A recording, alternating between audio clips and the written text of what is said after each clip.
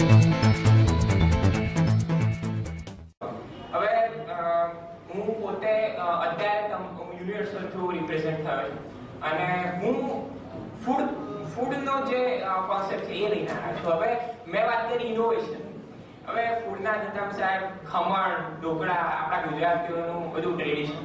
હવે ક્યાં આવ્યું એમાં? હવે તમે ફૂડના યાર અંદર જવા જાઓ તમે પાછું મોનોપોલી લાવો યાર. સારું થોડું મજાક લાગે પણ સાંભળો.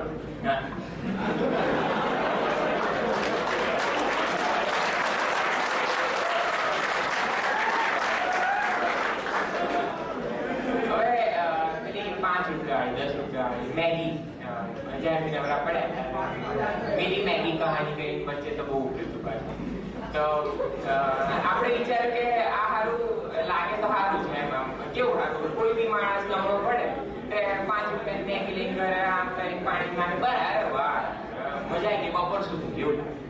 હવે એટલે આ બધામાંથી મેં કીધું સારું આ ધંધો કેમ તો અમારું મને શું કોક લઈ ગયું બનાવી દીધા મને શું મળવાનું. મેં કીધું ચલો યાર આપણે કંઈક તો કરવું. મેં કીધું કે જો ફૂડ બિઝનેસમાં સાહેબ મારું ઇનોવેશન લાવવું હોય ને તો મેગી જેવી આઈટમ બીજે ક્યાંય નહીં, બીજી કઈ જ નહીં. એમ મેં કીધું ઢોકળામાં કે ઇનોવેશન ના આપું તો 2 તરના હું બનાવતો તો 5 તરના. પેલું કે સેન્ડવિચ ઢોકળા તો હું તો ડબલ સેન્ડવિચ ઢોકળા મજા ના. પણ સાહેબ તમને જાણીને આનંદ થશે.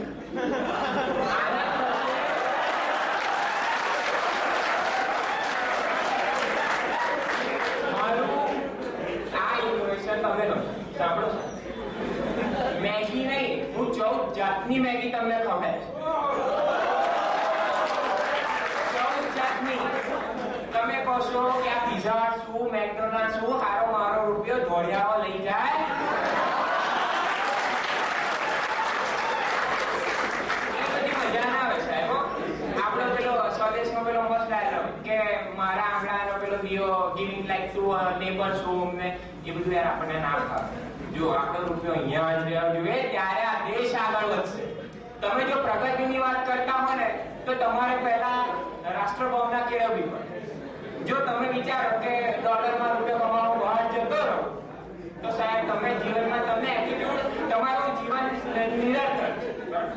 એ બહુ મહત્વનો મુદ્દો છે. એ આપણે અત્યારે મારા બિઝનેસમેન છો ને. હવે 14 જાતની મેગી તમે કહેશો યાર આ ડબ્બા આવે. જો સાહેબ તમે થોડું વાંચું પાછળ ખ્યાલ આપો. Masala Maggi, veg Maggi, paneer Maggi, cheese Maggi, cheese paneer Maggi, રોટી Maggi, sandwich Maggi, toast Maggi, ginger Maggi, એટલે હજુ